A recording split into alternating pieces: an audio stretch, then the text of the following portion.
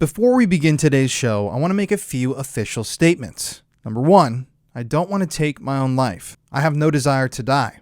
If anything happens to me in the next few months, you know who did it. Two, you can independently verify all the facts presented in this episode by visiting the resources linked in the description of this show. And three, all parties are presumed innocent until proven guilty in a court of law. And with all that said, let's take a deep, dark dive. So everybody, welcome back to episode 3 of the Conspiracy Files. If you guys don't know, my name's COLIN BROWEN from the show Murder in America, which I co-host with my wife Courtney, or the Paranormal Files on YouTube, where we do ghost hunting, weekly paranormal investigations. As I've said before, I love conspiracies. Conspiracies are like a passion of mine because with the paranormal, you get to document these old buildings and document these old stories and history. With Murder in America, you get to document modern history. You know, we're analyzing and gathering all of the facts of these crimes that happen and writing all of that down and making sure that all that stuff is properly documented. But with conspiracies, you get to take a look at old history, stories that for the longest time, this is the story, nobody question it, this is what happened. And you get to look at these facts and look at the actual facts of the case beyond just the cover story, and you get to almost change history. And that's what we're going to be doing today with a really, really disturbing episode. And this week we're going to be talking about a secret pedophile ring, a huge scandal that happened in Europe, and the implications that all of this has. This goes all the way up to the government. It's got some really, really disturbing details, and I think this would fundamentally change the way that we talk about history, especially in Ireland, when we examine what exactly happened here with the Kincora scandal. This is something that I'd never heard of before I started researching all this stuff. And this story and the evidence behind the story is seriously going to make you question authority, the exact vastness of this cover-up and how many victims and what they allowed to happen and who hasn't been brought to justice. I mean, this is just crazy. So let's dig into it, guys. Also, if you don't, make sure you follow the podcast. If you're listening on Spotify, Apple Podcasts, wherever you're listening, make sure to follow the show. Same here on YouTube to the YouTube family. What's up, everybody? Make sure you like this video. Make sure you share. Leave me a comment about your thoughts on this whole story. And let me know what you want to see us do, what stories you want us to tell, because I'm curious. I want to tell stories that you guys care about too. So, in the late 1960s, a centuries-old powder keg of political and religious tension was lit in Northern Ireland, sparking decades of sectarian violence and upheaval. The 30-year period, which you may be familiar with, known as the Troubles, left Northern Ireland's people to live with daily threats of car bombings, riots, police brutality, murders, violence, and the constant anxiety of an uncertain future. So the Troubles were an extremely troubling time. We can get into the whole history of that, but that's not what we're talking about today. During the Troubles, paramilitary groups plotted domestic terrorism. British troops stood on city corners, and civilians were caught in a crossfire of a vicious and deeply rooted conflict that seemed to have no end in sight and no path to a peaceful resolution. People were dying everywhere. This was an extremely bloody conflict amongst the peoples of Ireland and the United Kingdom as a whole themselves. I mean, extremely dark stuff. But amidst the explosions and riots, a quieter horror was brewing in an unsuspecting building tucked away in Belfast, the capital of Northern Ireland. The Kincora Boys Home, a supposed place of safe housing for young boys and troubled teens, was not the safe haven that it should have been. Instead, 3 senior staff members sexually abused at least 29 boys during their time there, abandoning their duty to care for these boys and instead subjecting them to persistent trauma. Though rumors would circulate for nearly a decade about the awful things happening at Kincora, police and officials time and time again failed to investigate. They basically turned a blind eye to this pedophile ring that was operating right under their noses. And it would be years before a local newspaper article finally broke the case wide open and halted the abuse. But the story only got worse from there. Though the 3 men responsible for the atrocious acts would eventually be convicted and jailed, many of the victims and their communities would come to believe that Kincora hadn't just been a failure, it had been a deliberate cover-up, directly tied to the violence that the Troubles had unleashed. Victims and government officials called for inquiries as evidence began to mount, suggesting that not only had police and British officials both heard about the abuse and they knew about the abuse, but they had let it continue to protect what they viewed as incredible and important intelligence assets. In particular, they had protected the most vicious of all of the Kincora abusers, William McGrath, a man with deep ties to paramilitary groups and political leaders. The story gets dark, like I said. Digging into the case, voices from MI5 operatives, or the British CIA, Kincora victims, and even the abusers themselves paint a terrifying picture of corruption, abuse, and failure. Is it possible that there's a truth even worse than the official story of 3 lone men abusing boys under the nose of the police? Is it possible that the abusers were not only a part of a larger pedophile network operating in Northern Ireland, but they were protected by the officials and the military for the sake of gathering intelligence? Did the boys of Kincora become unwilling victims of not only sexual abuse, but also of the immoral and unstoppable machines of politics and violence? We may be closer to answers than we realize. That's why today on the Conspiracy Files, we're lifting up the voices of Kincora and beginning to uncover a truth that's been hidden for far too long, but perhaps only hidden just below the surface. There's a weird noise in here. Something moved. I'm in my haunted objects room. So this story is going to get dark. I once again want to offer a listener-viewer discretion warning because the stuff that we're going to cover in this podcast, like I said before, is deeply disturbing. And you might come out changed. You might hear about this stuff and learn about this stuff and think, maybe I don't trust the governments of the world as much as I once did.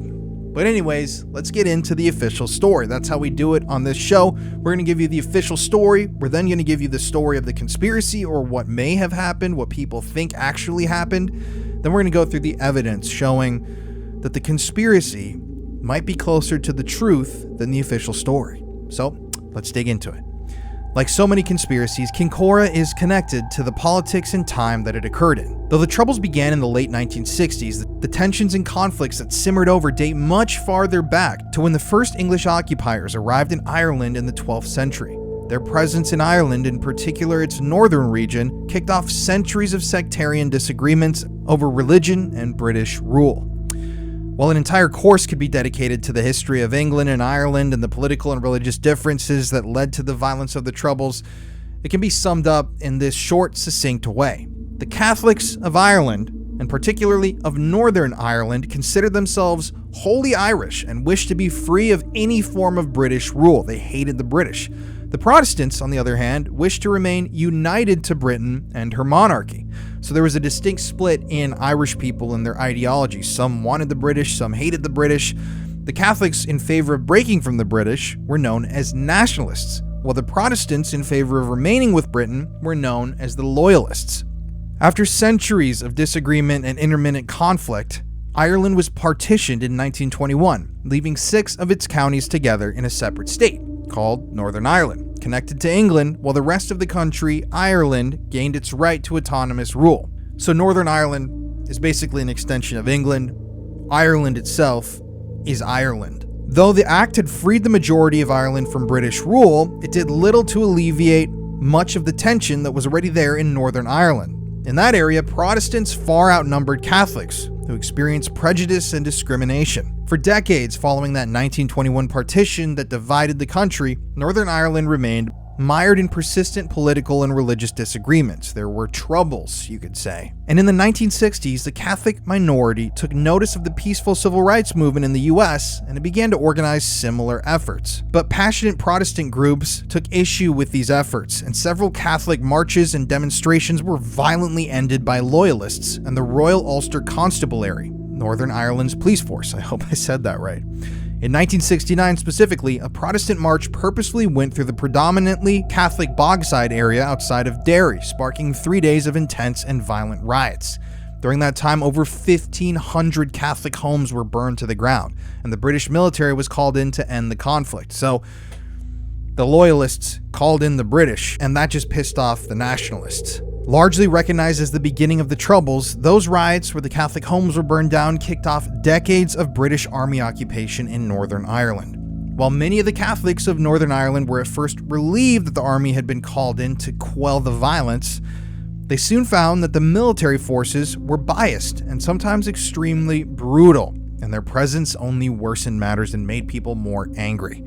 In 1972, Catholics marching peacefully through Derry were forced to disband by British forces, and when they refused, they were fired upon by both rubber bullets and live rounds. They were shooting protesters. That day, the British Army killed 13 of those protesters and wounded 17 more in an event known as Bloody Sunday. In addition to the British Armed Forces, Northern Ireland also saw an increase in both loyalist and nationalist paramilitary groups during the 60s and 70s. So all sides were sending in troops. These protests were turning violent, people were killing each other, and it would only get worse from there.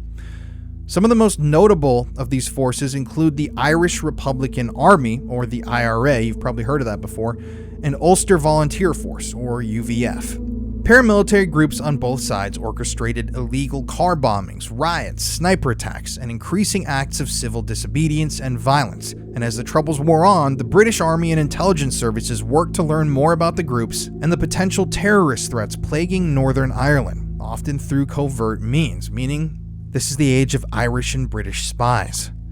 All in all, the 30 years of violence, or the Troubles, would kill more than 3,500 people, half of those people civilians, and 30,000 more would be wounded. But the Troubles finally came to an end in 1998 with the signing of the Good Friday Agreement, which outlined plans for power sharing in Northern Ireland and the future relations between Britain and Ireland. Nowadays, obviously it's simmered down quite a bit, but some of that anger is still there. But before this peace was established and the decades of the Troubles were wearing on, when the violence was plaguing the streets of Ireland, Northern Irelanders did their best to continue in their daily lives amidst roadblocks, constant military presences, and the threat of being, wounded or killed every day on your way to work. This is when we get to the Kincora Boys Home. So, the Kincora Boys Home opened in 1958. And the white building in Belfast was housing for boys leaving abusive homes or otherwise unsuitable living situations. The Kincora Boys Home would remain open until 1980, when the public learned that during their stay, at least 29 boys had been sexually abused by 3 male senior staff members: William McGrath, the housemaster, Joseph Maines, the warden, and Raymond Semple, the assistant warden. So the exact offenses that were carried out against these children are too graphic to describe here. I will get demonetized and my videos will be taken down on YouTube, but it's truly abhorrent, disturbing stuff, and these boys had to live the rest of their lives after these events with the memories of what had happened to them in that boys' home. I mean, it's really, really disgusting, disturbing stuff. And several of these boys have gone on the record talking about how horrific it was being sexually assaulted by these men and having to live with them. So they were living with their abusers. They'd have to see them all throughout every single day of the week, every week of the month, every month of the year while they lived there. One specific boy who testified was Clint Massey. He was just 16 years old when he was brought to Kincora, and it wasn't long before the housemaster, William McGrath, began to abuse him. He recounted, "I didn't want my mother to think of bad things that happened to me. I didn't want to put any guilt onto this woman. And up until she died, I always let her believe that I was okay in there. After my first night there, though, the next morning, that's when it all started. I was totally stunned by what happened. I had no comprehension of anything. Why did I not resist? Why did I not fight back? I couldn't fight back. This person was officially my guardian. I could just not fight back against him, this all-powerful man." Though rumors and reports of this abuse circulated amongst local officials for years, no help ever arrived. Nobody ever came to check on the boys, and the boys of Kincora were forced to live with their abusers until the story finally broke in the Irish Independent in 1980. Keep in mind, this boys' home was opened in 1958, so that's about 22 years that the stuff was happening here that was going unchecked. The article's author, Peter McKenna, did more than just uncover the crimes. He alleged that the perpetrators and their activities had purposefully been hidden from the public through a cover-up, and that the abusers had been connected to a larger pedophile ring outside of the home. Here's a quote from McKenna's report. "A major scandal erupted in Northern Ireland last night on allegations of an official cover-up over the recruiting of boys at a Belfast children's home for homosexual prostitution. The shock allegations about the home on the outskirts of the city resulted in a police report being sent to the Director of Public Prosecutions. But no action was taken, and reports on certain cases were destroyed under orders from a senior member of the Social Services Department, it is claimed." So this article, when it was published, led to an investigation and the arrest of those 3 Kincora staff members that were involved. So McGrath, the housemaster, was imprisoned for 4 years. Only for 4 years, which is crazy. Semple, the assistant warden, was imprisoned for 5 years, and Maines, the warden, was imprisoned for 6 years. all paltry terms compared to the lifelong trauma these men inflicted upon their victims. So Kincora itself was shuttered in 1980 in the wake of the scandal and these reports coming out, and it would sit empty until it was finally demolished in 2022. So the building's gone. They wanted to wipe this story off the face of the earth, but that's why we're here to talk about it, because justice still has never been done here. So as Kincora, the boys' home, sat in Belfast and time passed around it, the troubles came to an end, a new millennium began, and rumors about the cover-up slowly lost their traction. The victims and those involved still harbored their own questions about the case, but it seemed like there would never be any formal, real, hardcore investigation into what happened at Kincora. Then, though, in 2012, just 40 years after the Irish Independent broke the story about the boys' home, disturbing details emerged about Jimmy Savile, a well-respected and popular British media personality. Jimmy Savile, I've talked about him on my TikTok extensively.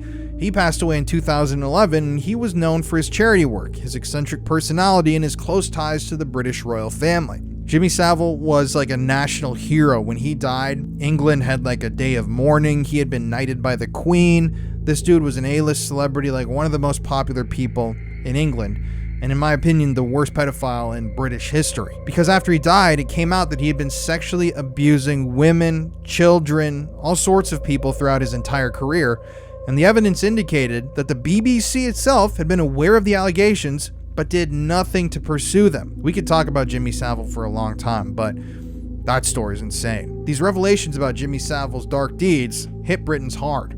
Savile had not only been one of the most well-known media personalities of the 20th century, but like I said, he was incredibly close to members of the royal family, including then Prince Charles, who's now the king. The depths of Jimmy Savile's crimes are absolutely staggering. It's believed that over the decades, he abused over 500 victims. There's even stories of Jimmy Savile going into mortuaries and morgues and doing things with the dead bodies that were in there. He was abusing this trust and his celebrity status, getting with children, and it's horrific stuff if you actually read into it, and I could make a whole episode about that. But once again, the British people were left in a state of shock and disgust, not only at the extent of Jimmy Savile's crimes, but at the thought that others in power had failed to stop him when they knew they should have, and they had the evidence of what he was doing. And for some, the Jimmy Savile scandal had an unsettling amount in common with Kincora. Let's talk about it. The exposure of Jimmy's crimes led to calls for inquiry into the extent of institutional failings and the general nonchalance about pursuing the accounts of child sexual assault. That's when people started to say, Kincora, what the hell happened there? This is a case that's it's a lot like this, but it's unresolved. So the exposure of Jimmy Savile's crimes led to calls for an inquiry into the extent of institutional failings and general nonchalance around pursuing alleged child sexual abuse. People had been coming forward for decades saying they were molested, abused when they were a child, and so many times the police completely failed these kids and just didn't investigate what they claimed happened. And obviously people, when they were hearing about this, thought of Kincora, because this was a massive scandal in Ireland and there were no real answers. There were some prison sentences, but people knew that this whole thing went way deeper than it appeared to go on the surface. Many in Northern Ireland, in fact, and in Great Britain at large, still had concerns about the authenticity of the government's claims about what happened at Kincora. Rumors had always circulated that there was more to Kincora than what was on the official record, but time and distance had shuttered the efforts to uncover the truth. So the public outcry following the Jimmy Savile story led the British government to establish the Independent Inquiry into Child Sexual Abuse, or the IICSA, in 2014, headed by Justice Lowell Goddard. The IICSA was tasked with investigating major British institutions, including churches, schools, local authorities, police departments, to see if due diligence was being done to ensure that children were being kept safe from sexual abuse. But for some odd, bizarre reason, despite pressure from both victims, officials, government officials, and the public itself, it was determined that Kincora and what happened there would not be included in the IICSA inquiry.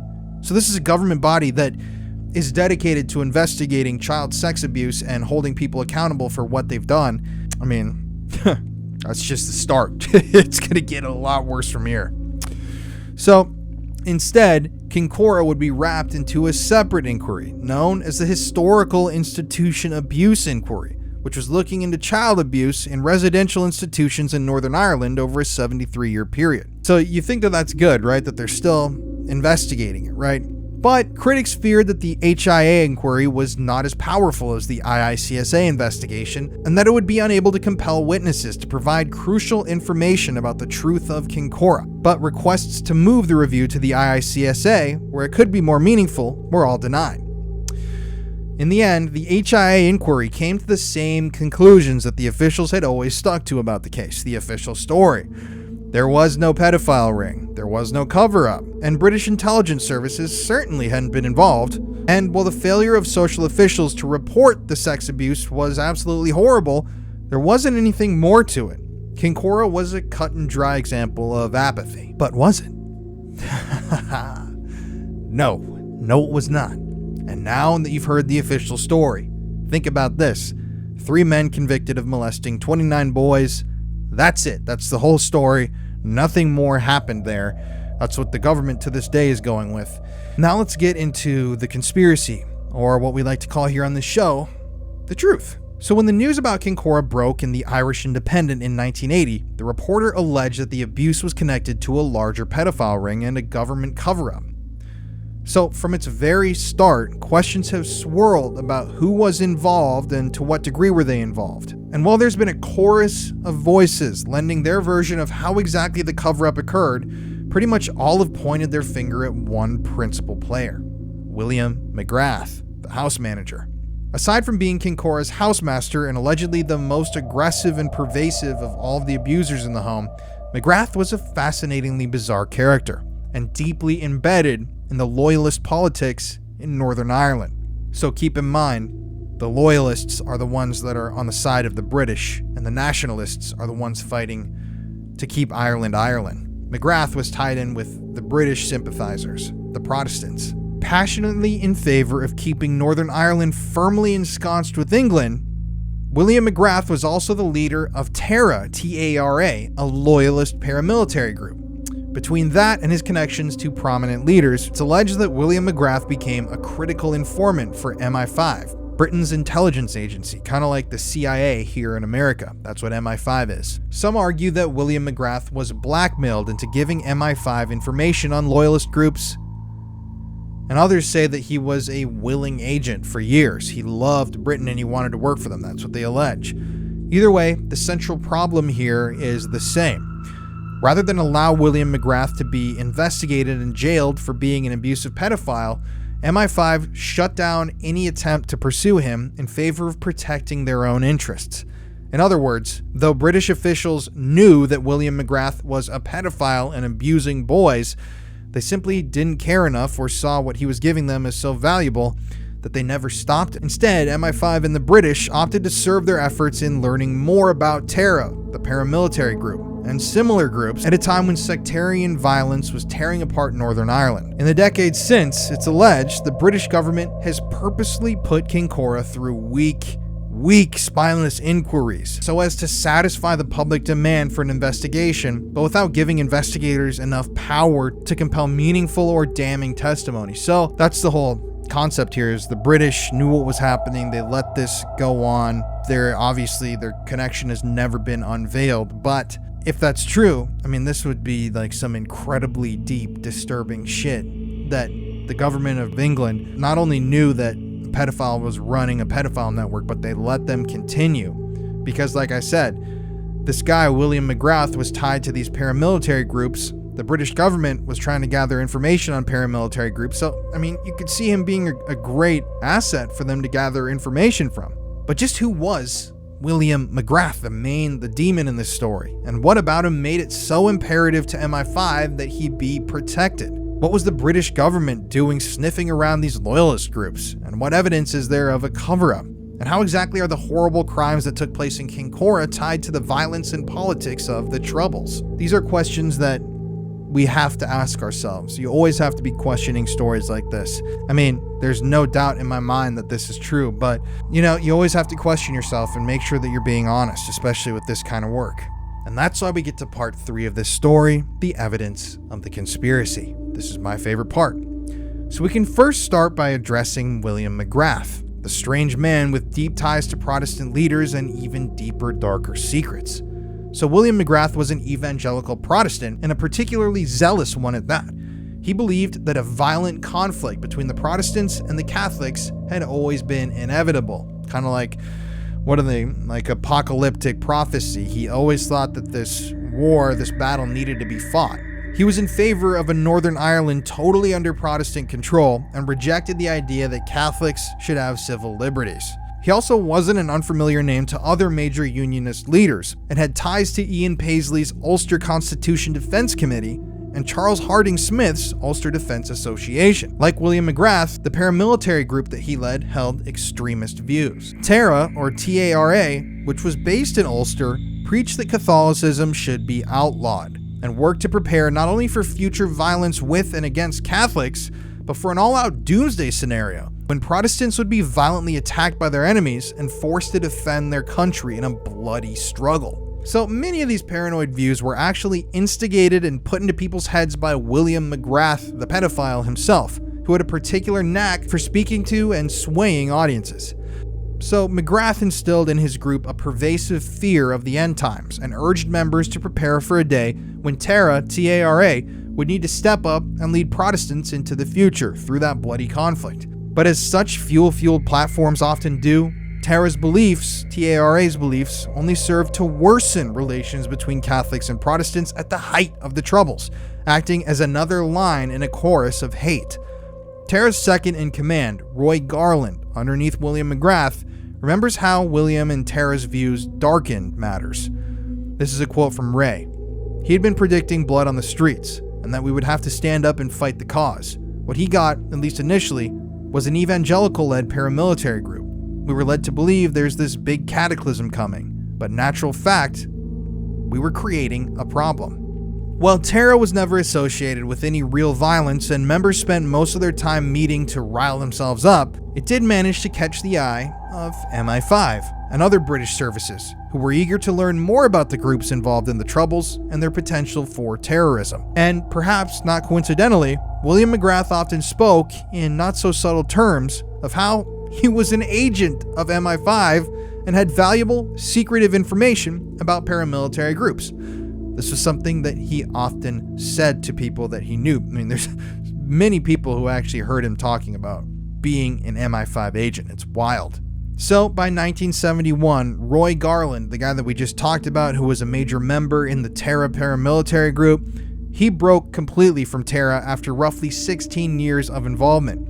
He was disturbed not only by William McGrath's extremist views and doomsday prophecies, but also by what he was hearing about the grooming of young men and sexual abuse in evangelical circles. Roy Garland himself recalled feeling extremely uncomfortable many times in his relationship with William McGrath, a feeling that would later turn to dread as he uncovered just what the older man was up to behind his back. But what disturbed Garland wasn't just what McGrath was doing to young men at the meetings. It was how open of a secret this abuse seemed to be with other leaders. Garland recalled, here's a quote from him.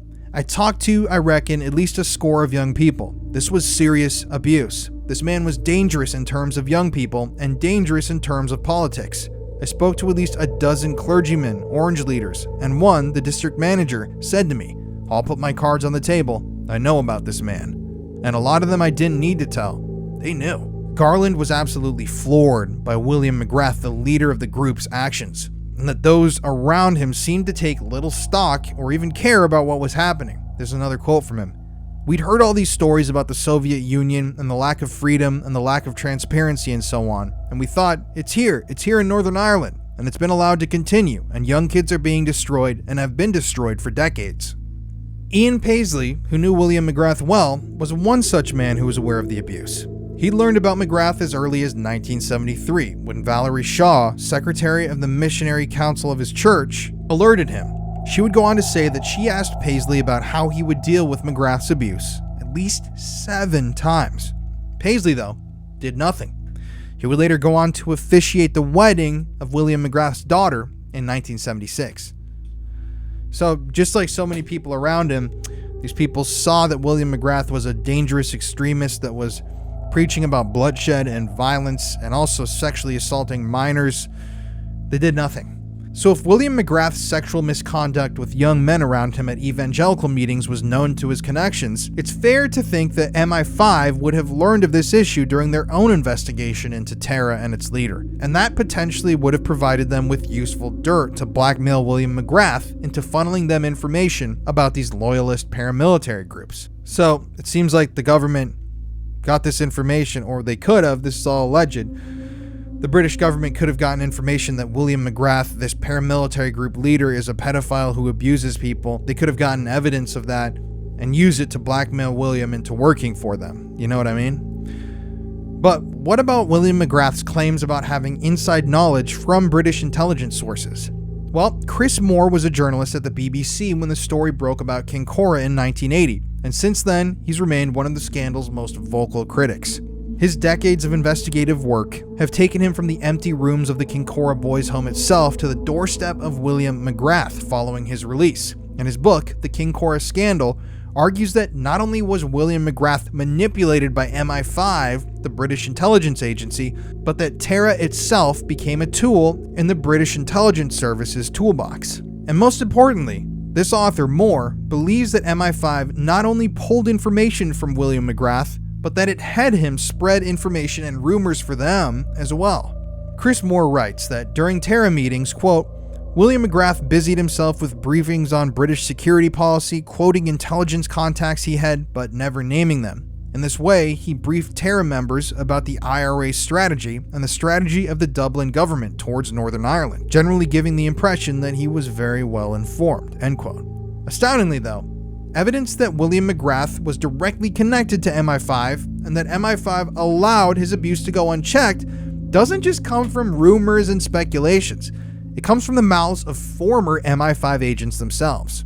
In 1975, Brian Gemmell was an intelligence officer during the Troubles, tasked with running an undercover agent in the Kora paramilitary group and finding out more about the organization. So Brian Gemmell was tasked with getting somebody into the Kora paramilitary group and spying, essentially. He recounted, quote, William McGrath, according to my source in Kora, claimed to be an agent, and maybe that just means informant for MI6 and then MI5. But begs the question, what really was Kora?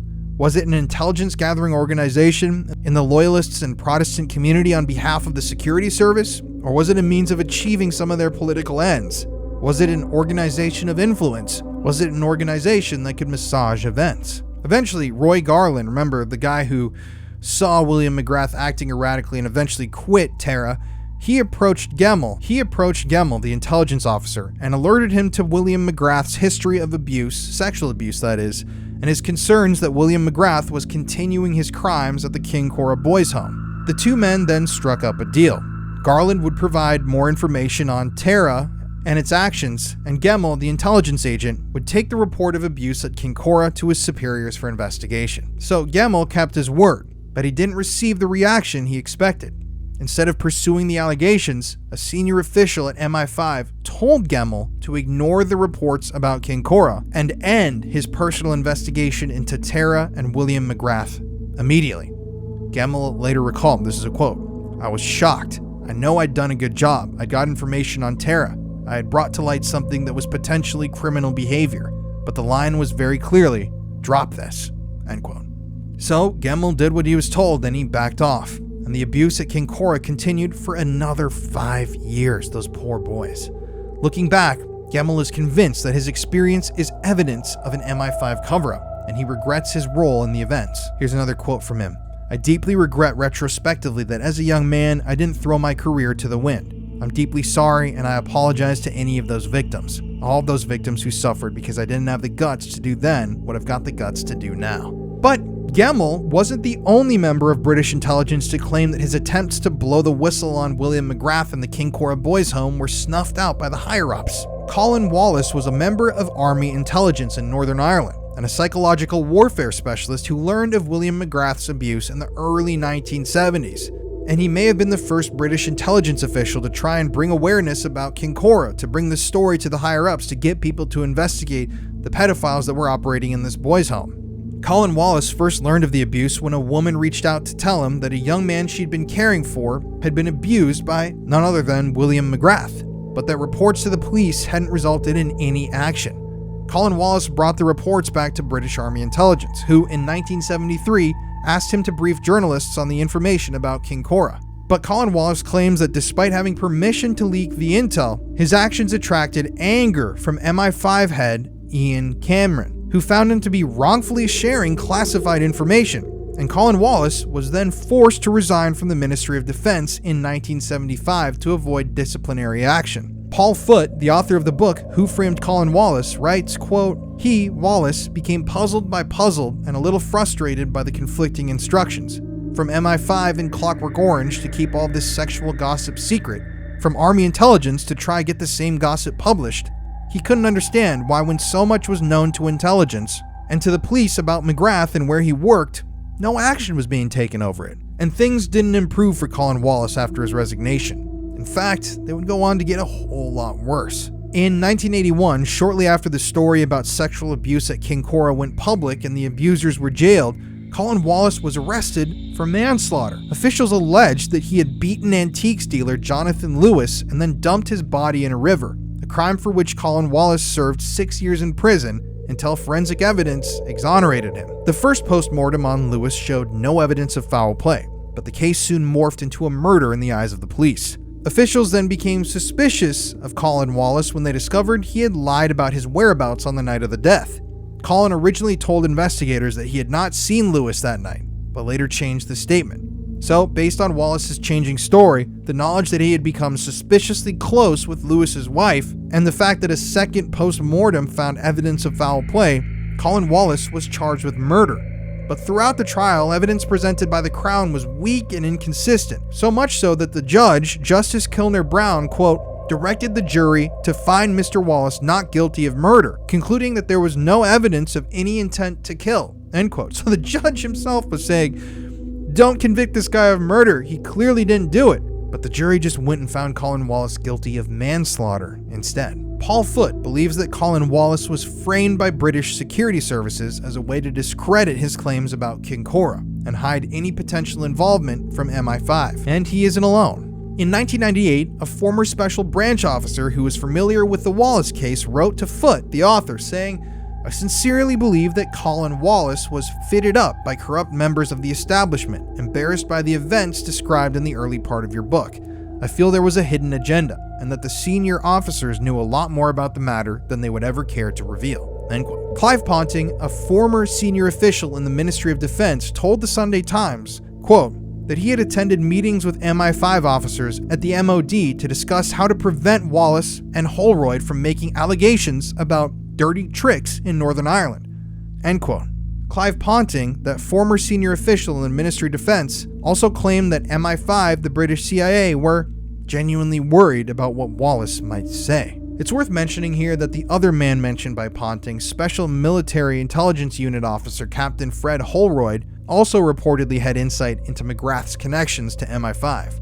Holroyd reported that he was told that the terror organization was in fact controlled by British intelligence and was not a real security threat, implying that William McGrath, a former housefather at Kincora and a leader of terror, had come under intelligence control before 1973. So there isn't enough time here to dive too deeply into the death of Jonathan Lewis and the potential framing of Colin Wallace, a case that could fill its own episode, but we can touch on a few important points about this. So Colin Wallace, to this day, believes that several key pieces of the Crown's case, the murder case against him, were flat out faked to implicate him. One of those pieces of evidence is the supposed karate chop that the government said that he used against Lewis. Colin Wallace says that the alleged karate chop was manufactured to provide a link between the killing and his British Army background. This is a quote from him. "The fact that it is now discredited by a leading expert indicates something very underhand was going on in the preparation of the case." End quote. Home Office pathologist Dr. Ian West originally told investigators that he believed that Lewis had been hit with a karate blow to knock him out, after which the Crown alleges that Colin Wallace left Lewis in a river to drown. But testimony during the appeal case from two new pathologists completely contradicted this claim. They argued that the bleeding, the swelling, and the damage to the nasal bones that would have come from such a blow just weren't there. And interestingly, Dr. West admitted that some of the evidence he had used at Wallace's trial had been supplied to him by a, quote, American security source. Interesting. Other evidence came under fire too.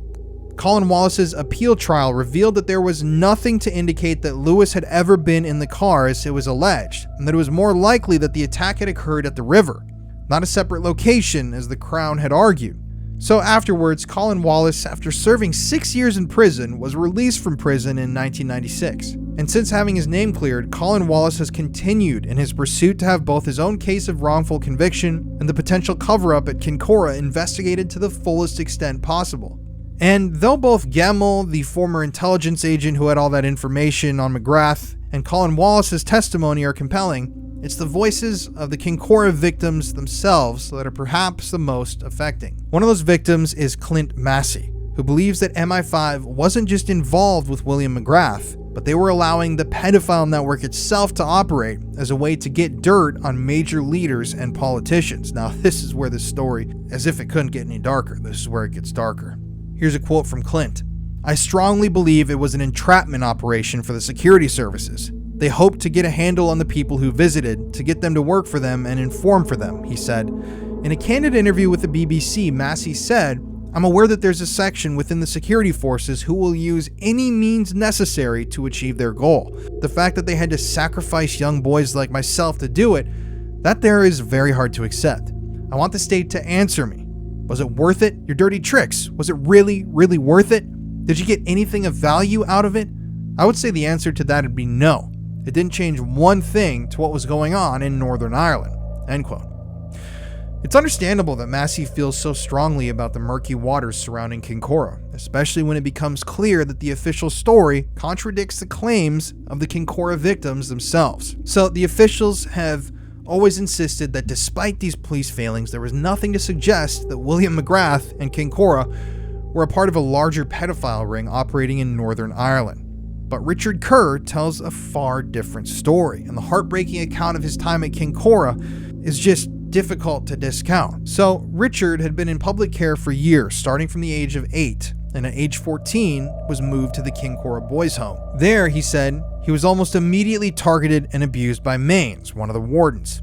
Richard also reported that not only were he and his best friend both abused sexually at Kincora, but they were taken from the home and brought to other locations where they were forced to have sex with men besides William McGrath, the wardens, Maines and Semple, who have always claimed to be the only perpetrators involved. Richard recalls being taken to places like the Park Avenue Hotel, where he and his friend would sit in the lobby and be given alcohol, even though they were clearly minors.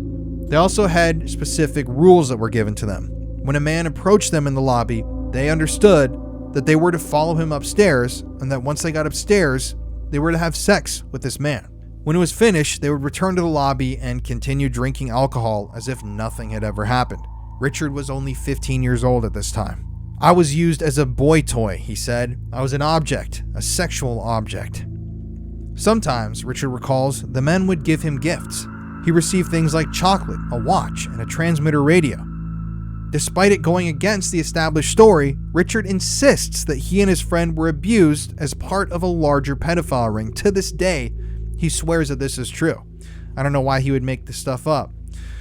And he has since spoken with other men who experienced the same thing while they were boys at Kincora. So Richard told the BBC, quote, "Looking back with an open mind, I can see that there was a vast, huge group of people that were involved in this. It was a huge network. Because children that I have spoken to said that this had been done to them. It was done to my friends. It was done to people I came into contact with after they left the home. It was surely done to my friends who committed suicide." Journalist Chris Moore may have done more digging into Kincora than just about anyone else, even going so far as to search the abandoned building itself. While there, he recovered diaries from a desk in the former office. Among other things, the diaries noted nights when a boy from Kincora was on several occasions to a location in West Belfast. But when this journalist, Chris Moore, after finding this diary in this abandoned boys' home, when he took that address and he headed there to the supposed address, he found that it never existed in the first place. And locals that lived nearby told him that it had never existed at all.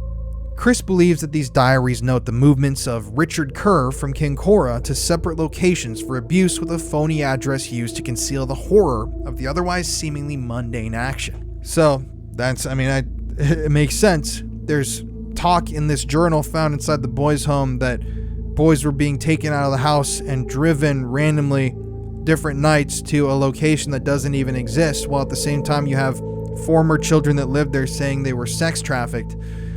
It's crazy. But Richard, remember we're going back to Richard the victim, he also reported that despite telling police about what happened in the hotel and other locations during interviews in the 1980s, the police dismissed his experiences as evidence of a pedophile network and just said it was a lot of bullshit. For Richard, a boy who had suffered the trauma of sexual abuse, the impact must have been absolutely devastating. The failure of police to take his claims seriously has dark echoes of what Richard remembers his friend telling him as they tried to sleep in their room at Kincora. "It's always best not to say anything, Richard."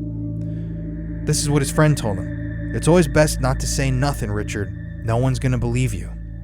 And indeed, somehow, Richard and other victims' stories of being brought to other men outside of Kincora for abuse has done nothing to change the official stance on what happened. There may even be evidence that someone tried to stop Richard from telling his story. Richard claims that as the trial of the Kincora abusers began in the 1980s, he was visited by the police. They went through his drawers, put him in a car, and took him to a police station where they interrogated him and left him in a cell alone for 7 hours. Richard claims, quote, "First of all, they intimidated me by bringing me to a station and putting me in a cell. They wanted to make it clear that I'm not to say anything. They also said to me that if you tell any lies, if you talk about this, then we can put you away. So at that moment, I stopped wanting to volunteer what my experience was in Kincora." So effectively, the police kidnapped him, scared the shit out of him, and they actually succeeded in getting him to want to talk about it less. The intimidation apparently worked for a while. Richard then moved from Northern Ireland to Texas in 1986, and it would be decades before he felt safe about opening up about the crimes again.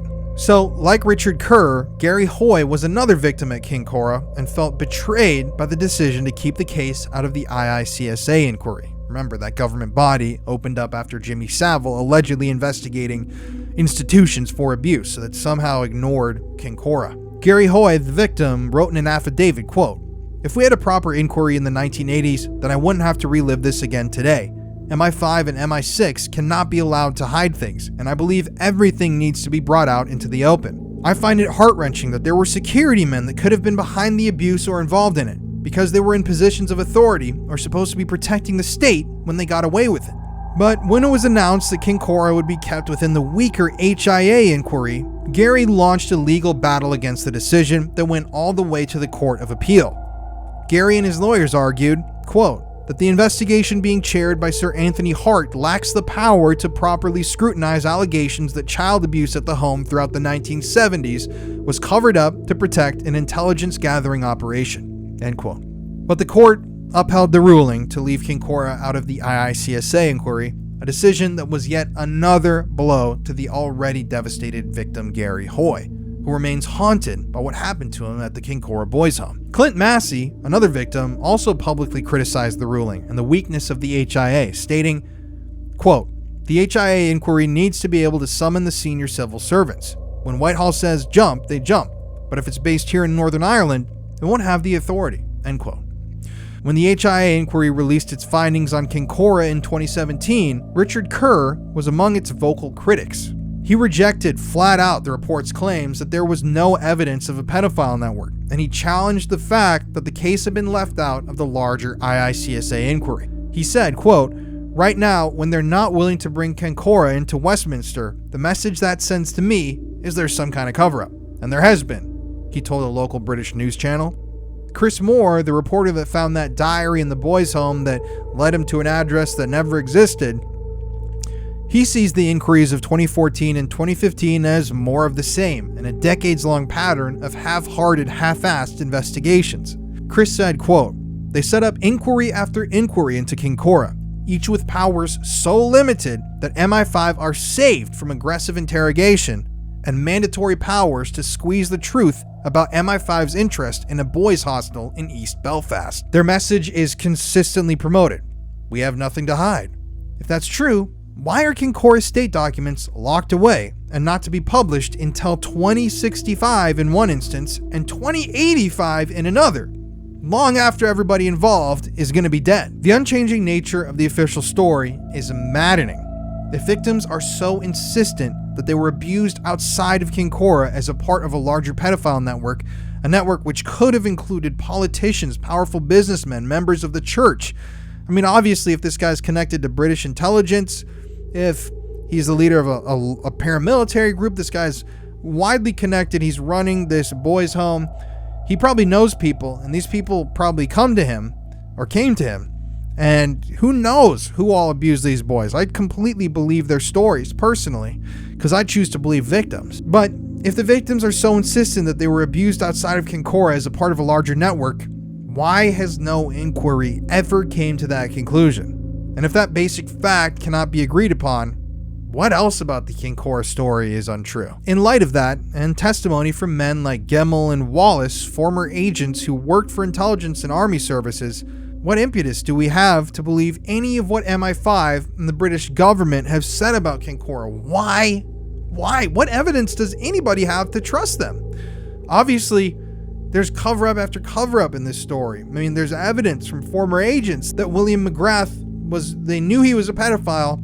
He was working with intelligence. They knew that he was abusing so many dozens of boys at this boys' home. They did nothing. They let it happen. Who knows how many perpetrators there were if William was actually running a pedophile network?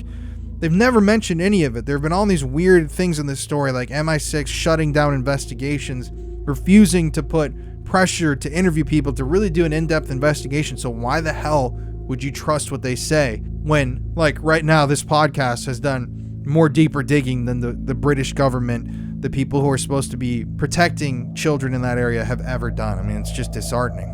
So the conclusion at the end of the story, it's unusual, and I will say this and I agree on it, to come upon a conspiracy theory that has so many people willing to go on the record about what happened, particularly when those people are members of organizations like MI5 or Army Intelligence. Like, these officials, they want this story to get out. They want the truth to be told. They are literally risking their lives. I mean, the government could have them killed, anything like that.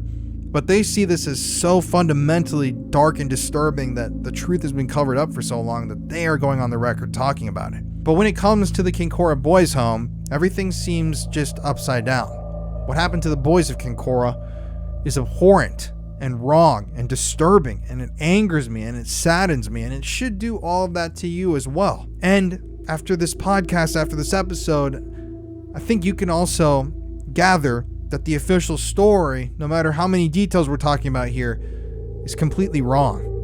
How the local police and officials handled the long circulating rumors about the abuse was also wrong. I mean, they didn't even interview victims. They shut down victims. They refused to talk to victims. They refused to believe any of the stories that were emerging from the home. But what really happened at Kincora? What do we know for sure, other than that at least 29 boys were the victims of horrible sexual abuse? Well, Colin Wallace and Brian Gemmell, the agents, paint a disturbing picture. One of a government so focused on work with paramilitary groups and gathering intelligence that the lives of innocent young men, people they were supposed to protect, became expendable. Their innocence became expendable. A government willing to frame a whistleblower for murder and allow a doomsday preaching zealot to victimize boys in his care as well. This government was also willing to frame a whistleblower, allegedly, for murder, and allowed a doomsday preaching zealot who was a part of a paramilitary group, a guy thirsting for bloodshed, to victimize boys, minors, in his care. And for what? They wanted to gather sexual gossip about politicians, information about Tara, a group known to be all bark and no bite. Well, this is going to piss you off. Let's get to the end of the story. William McGrath, the leader in Tara, the guy supposedly connected to MI5, the head pedophile, he was released just 2 years into his 4-year prison sentence for sexually assaulting dozens of young boys. 2 years in prison. Chris Moore, the reporter, tracked William McGrath down in 1990 to ask him what truths about the Kincora Boys Home have yet to be revealed. And McGrath told him he was the only person that would ever know the real story. And maddeningly, he might be right. William McGrath, Maines, and Semple, the three people that ran the Kincora Boys Home, they're all dead. And with each passing year, Kincora victims lose hope that any meaningful investigation will ever bring them the truth about what happened to them. Decades of pleas for answers, official inquiries, and disturbing testimony have never been enough to convince MI5, the British government, or the police to come clean with just what happened with the lies in their files. Files which are not allowed, once again, to be made public until the year 2065, 41 years from now. Which, to me, shows there's something incriminating in that file. I don't know why I would think that, but why the hell not just put out the files now? I mean, it's just comical when it's like the government with shit like that. They literally are like, yeah, these files contain some really, really dark, twisted stuff that we lied about. We'll release them eventually, but not until 3049. And it's like, why not just put them out now? What's their answer? That's what I really want to know. But at the end of the day, perhaps Chris Moore, the reporter who covered the story, puts it the best. Quote, "Those who suffered in Kincora for the sake of a security operation deserve to hear the truth.